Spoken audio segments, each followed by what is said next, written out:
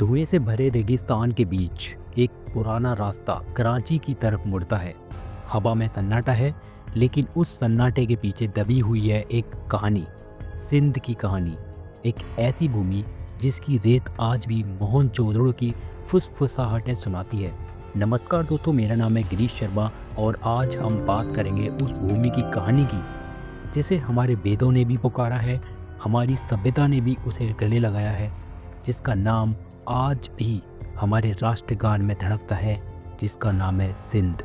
कुछ ही दिनों पहले हमारे रक्षा मंत्री साहब ने एक बहुत ही साफ शब्दों में कहा, बॉर्डर्स बदल सकते हैं, क्या पता सिंध फिर से भारत का हिस्सा बन जाए।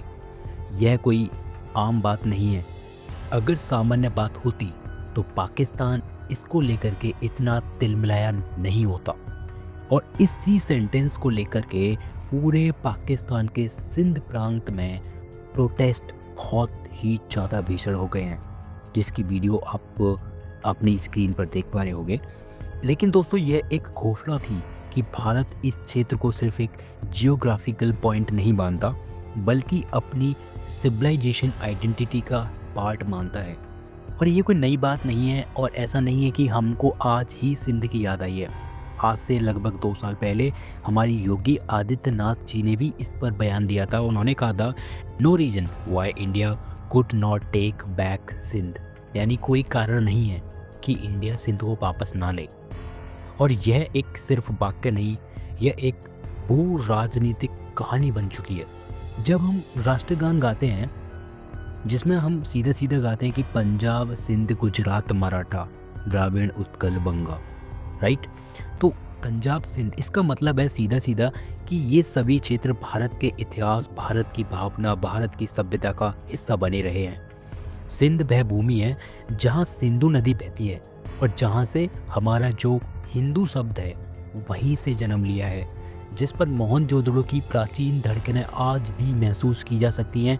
क्योंकि वहाँ पर जो सबसे मोहनजोदड़ो, जो हमारी इंडस वैली सिविलाइजेशन थी, इसका जो सबसे मेन जो साइट है, जिसको बोलते हैं हम मोहनजोदड़ो या फिर हड़प्पा सभ्यता मोहनजोदड़ो साइट, वो सिंध में ही है, राइट। इसके अलावा यहाँ पे जो बौद्ध और जो जैन और वैदिक सभ्यताएं थी, उनका तीनों का संगम यहीं पर है, यानी यहीं पे इनका सबका जन्म हुआ है।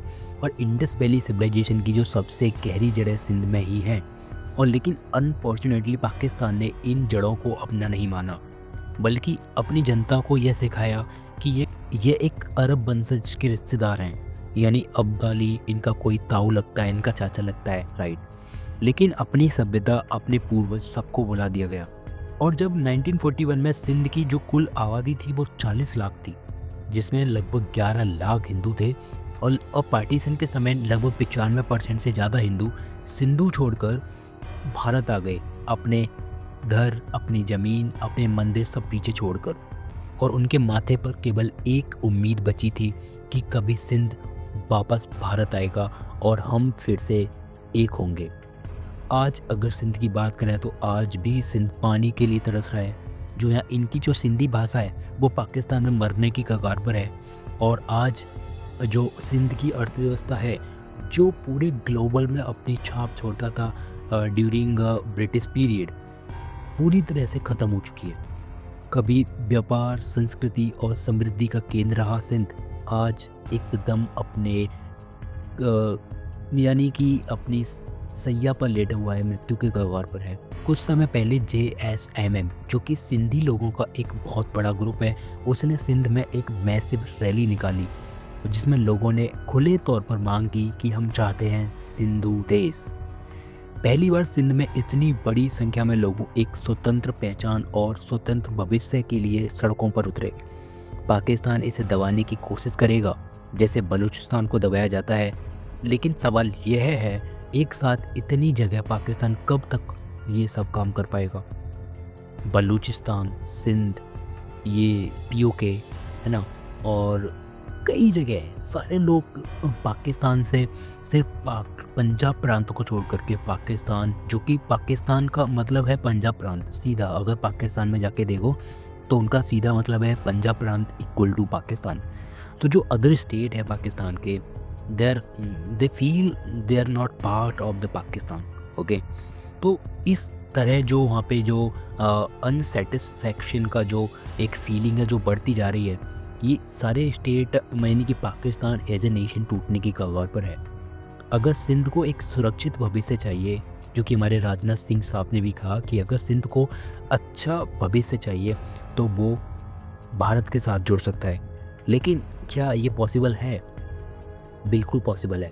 देखो, अगर हम किसी देश पर रूस की तरह, जैसे वैसे रूस भी अपने ही चीज़ों को वापस ले रहा है और हम भी, ये पहले सिंध हमारा ही भारत का हिस्सा हुआ करता था, जैसे गोवा हमारा हिस्सा हुआ करता था। हमने फ्रांस से लड़ कर के लिया, पुर्तगालियों से लड़ कर के लिया और ये अपना ये पंडिचेरी लिया और ये अपना हैदराबाद जो कि ये निज़ामों का यहाँ पे हक मतलब एक तरह से कब्जा था, हमने वहाँ पे उनको लड़ कर के लिया। हमने और सिक्किम लिया, हमने ये भारत का हिस्सा था।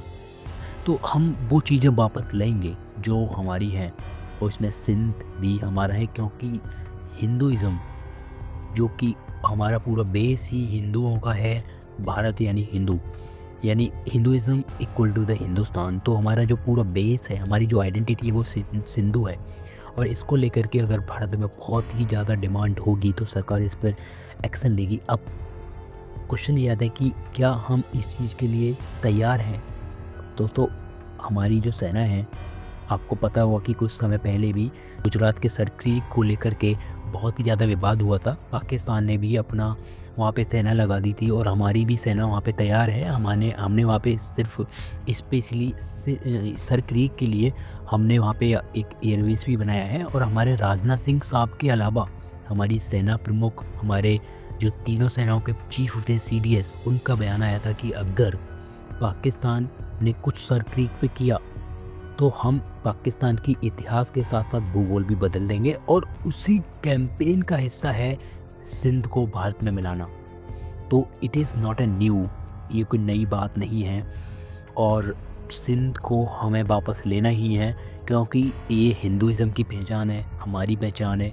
और अगर पाकिस्तान अपने लोगों को सम्मान नहीं दे सकता तो मतलब ऐसे हमको जैसे हमने 1971 में नहीं किया था कि अनसर्टेनिटी इन द रीजन को पीस एंड स्टेबिलिटी चाहिए, तो मतलब ऐसा हमको घोषित करना पड़ेगा और फिर हम युद्ध लड़ेंगे, जैसे हमने बांग्लादेश को आज़ाद किया था। लेकिन वो हमारे लिए आज भी दुख का कारण है। हमको बांग्लादेश को अपने में हिस्सा बनाना चाहिए था, लेकिन जो हमारे पूर्वजों ने गलती करी वो अब हम नहीं करेंगे। सिंध को ना सिर्फ हम इंडिपेंडेंट बनाएंगे पाकिस्तान से और बल्कि अपना हिस्सा भी बनाएंगे। सो फाइनली दोस्तों, धीमी आवाज़ में सिंधु नदी बहती हुई जैसे वह कहती हो कि मैंने वेदों को जन्म दिया था, मैंने सभ्यता को जन्म दिया था और आज समय आ गया है कि मैं अपने परिवार से फिर से मिलूं। सवाल सिर्फ इतना है, क्या सिंध के बिना हिंद बुरा है? दोस्तों प्लीज़ कमेंट ज़रूर कीजिएगा और फाइनली मिलते हैं नेक्स्ट वीडियो में। तब तक के लिए जय हिंद।